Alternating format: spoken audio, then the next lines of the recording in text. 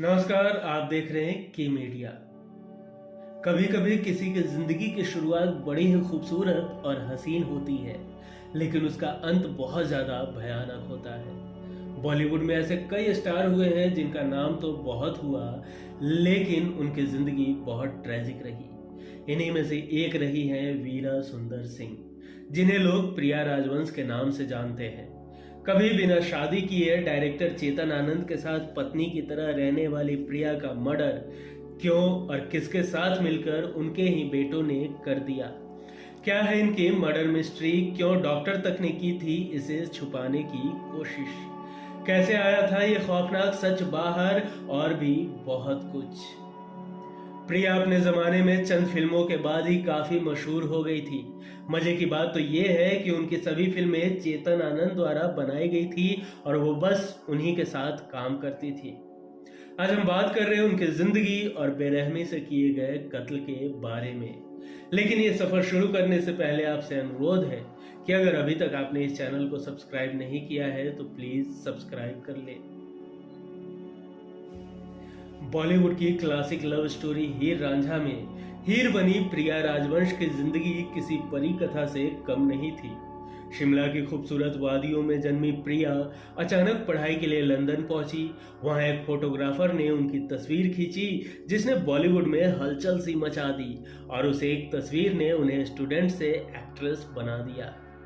बिना किसी बड़े स्ट्रगल के प्रिया फिल्म एक्ट्रेस बन गई, लेकिन कुल 7 फिल्मों के बाद उनके करियर पर विराम लग गया। फिल्मों से अलग प्रिया film producer director Chetan Anand के साथ रहने लगी। दोनों में खूब प्यार था, हालांकि शादी नहीं की थी। फिर भी चेतन ने जीते जी अपने वसीयत में प्रिया को भी हिस्सेदार बना दिया था। 27 मार्च 2000 को प्रिया अपने घर में मृत पाई गई। उनकी हत्या पर खूब विवाद हुए, गिरफ्तारियां भी हुई और कहानी शुरू होती है 30 दिसंबर 1936 से। शिमला में सरकारी अधिकारी सुंदर सिंह के घर एक बेटी ने जन्म लिया। उसका नाम रखा गया वीरा सुंदर सिंह। वीरा पढ़ने में तेज थी, सुंदर भी थी। शिमला में ही ग्रेजुएशन तक पढ़ाई की। तब तक किसी भी तरह से बॉलीवुड से उनका कोई नाता नहीं रहा, लेकिन एक्टिंग में रुचि जरूर थी। समय ने करवट ली और उनके पिता सुंदर सिंह को सरकार ने किसी प्रोजेक्ट में लंदन तबादला कर दिया।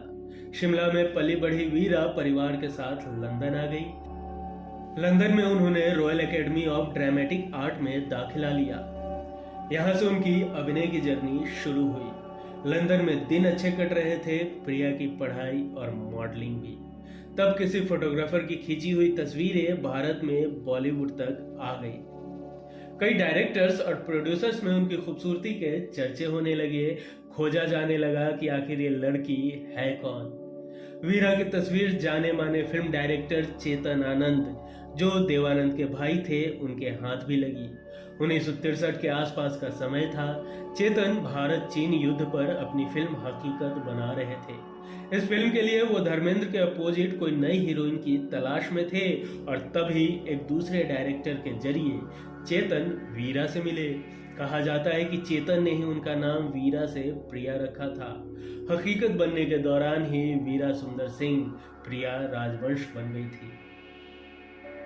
चेतन आनंद प्रिया राजवंश से कोई 15 साल बड़े थे, शादीशुदा भी थे, लेकिन पत्नी और एक्ट्रेस उषा आनंद से उनकी अनबन चल रही थी और लगभग दोनों का रिश्ता टूटने की कगार पर था।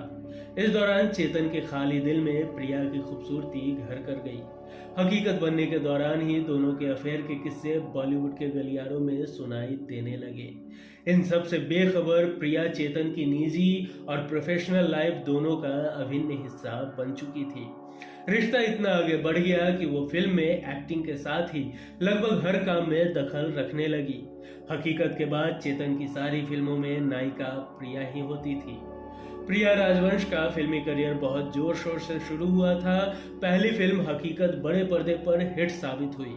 दूसरी फिल्म हीर रांझा में हीर के रोल ने उन्हें घर घर में पहचान दिलाई, लेकिन फिर भी 1964 में शुरू हुए फिल्मी करियर में प्रिया ने कुल 7 फिल्में ही की। 1884 में आई हाथों की लकीरें उनकी आखिरी फिल्म थी। कारण था हाथों की लकीरें चेतन आनंद की आखिरी फिल्म थी। इसके बाद उन्होंने फिल्में नहीं बनाई, सिर्फ दूरदर्शन के लिए टीवी सीरियल परमवीर चक्र ही बनाया। चेतन ने फिल्में छोड़ी तो प्रिया ने भी छोड़ दी, क्योंकि वो किसी और के साथ फिल्में करना नहीं चाहती थी। प्रिया और चेतन आनंद ने शादी नहीं की, लेकिन दोनों साथ ही लिव इन में रहते थे। उस वक्त कुछ लोग प्रिया को चेतन आनंद की रखेल भी कहा करते थे। प्रिया का चेतन की जिंदगी में दखल का अंदाजा इसी से लगाया जा सकता है कि चेतन ने अपनी वसीयत में अपनी पहली बीवी के बेटों केतन और विवेक को जितनी जायदाद दी थी, उतनी ही प्रिया के नाम भी की थी। वसीयत के मुताबिक चेतन आनंद की प्रॉपर्टी और मुंबई के जुहू वाले बंगले के राइट्स 3 हिस्सों में बांटे गए थे। उनके दोनों बेटे केतन और विवेक और उनकी साथी प्रिया। इस मामले से देवानंद और उनके भाई बहुत दूर थे। कहा जाता है कि इसी से केतन और विवेक नाराज भी थे। चेतन आनंद जितनी मोहब्बत प्रिया से करते थे, उससे ज्यादा नफरत चेतन के बच्चे उनकी सौतेली माँ यानी प्रिया से करते थे। प्रिया राजवंश के जिंदगी के आखिरी 3 साल काफी दर्दनाक रहे। 6 जुलाई 1997 को चेतन आनंद का निधन हुआ। यहाँ से उनका जीवन एकाकी हो गया। साथ ही चेतन के परिवार का दबाव भी बढ़ने लगा, क्योंकि वो चेतन की प्रॉपर्टी में बराबरी की हिस्सेदार थी। जिंदगी के आखिरी 2-2.5 साल इसी तन्हाई और तनाव में गुजरे, जिसका जिक्र उन्होंने अपनी डायरी के कुछ नोट्स में भी किया था। चेतन के निधन के बाद उनके दोनों बेटे प्रिया को परेशान करने लगे। वो चाहते थे कि प्रिया किसी तरह उस बंगले को खाली कर दे, जिसकी कीमत धीरे धीरे करोड़ों में पहुंच चुकी थी। तन्हा जिंदगी जीते जीते फिर वो दिन भी आया जब अपने मुंबई के बंगले में प्रिया की लाश मिली। शुरुआत में सुसाइड या अल्कोहल की अधिकता बताया जा रहा था, लेकिन पोस्टमार्टम की रिपोर्ट के बाद ये सामने आया था कि प्रिया की गला दबाकर हत्या कर दी गई थी। हत्या कैसे और कब की गई ये बातें ज्यादा बाहर नहीं आ रही थी, लेकिन फिर पता चला कि उस रात प्रिया की वहां काम करने वाली मेड माला चौधरी से बहस हुई थी। माला ने अपने कजन अशोक चिन्नास्वामी के साथ मिलकर यह हत्या की थी, लेकिन कहानी यहीं खत्म नहीं होती। माला ने यह स्वीकार किया था कि उसे 4,000 रुपए की एवज में प्रिया को मारना था और ये पैसे उसे एक नजदीकी परिवार वाले ने दिए थे। माला और विवेकानंद के रिश्तों को लेकर भी कई खुलासे हुए थे, लेकिन इसे विवेकानंद द्वारा सिरे से नकार दिया गया था। प्रिया की डेड बॉडी को देखने जो सबसे पहले फैमिली डॉक्टर आए थे, उन्होंने भी गले पर निशान होने के बाद भी इसे नेचुरल डेथ करार दिया था। प्रिया की मौत के बाद कई लोगों के नाम सामने आए और तत्कालीन मीडिया रिपोर्ट्स में ये बात भी बढ़ा चढ़ाकर सामने आई कि प्रिया की फाइनेंशियल हालत सही नहीं थी और इसलिए वो उस बंगले को बेचना चाहती थी। इसके लिए केतन, विवेक और उनके बीच बहस भी होती थी। उस दौरान मेड माला और उसके साथ अशोक चिन्नास्वामी ने यह स्वीकार कर लिया कि उन्होंने दुपट्टे से प्रिया की गला दबाकर हत्या कर दी थी। चेतन के उस बंगले में नौकर नौकरानी अशोक चिन्नास्वामी और माला चौधरी रहते थे। चेतन की मौत के बाद नौकर नौकरानी का खर्चा दोनों बेटे उठाते थे। वे चेतन के बेटों के करीब भी थे। ऐसे में दोनों बेटों केतन और विवेक को यह समझ आया कि उस बंगले पर तब तक कब्जा नहीं कर सकते जब तक प्रिया राजवंश की मौत नहीं हो जाती।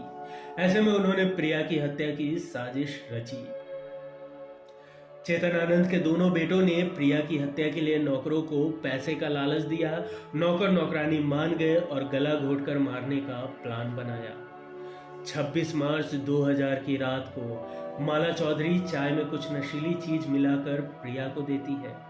प्रिया जब बेहोशी की हालत में होती है, तब अशोक चिन्नास्वामी उनका गला घोट देता है। इसी बीच माला चौधरी को लगता है कि प्रिया जिंदा है, तब वो बाथरूम में जाती है और कपड़े धोने वाले पट्टे से सिर पर जोर से 2-3 बार मारती है, जिसके बाद प्रिया की मौत हो जाती है। 27 मार्च की सुबह पड़ोसियों को पता चलता है कि प्रिया की मौत हो गई है।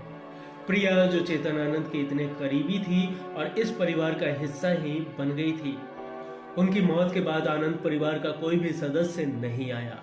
ऐसा माना जा रहा था कि चेतन आनंद के मरने के बाद प्रिया का इस परिवार से नाता ही टूट गया था।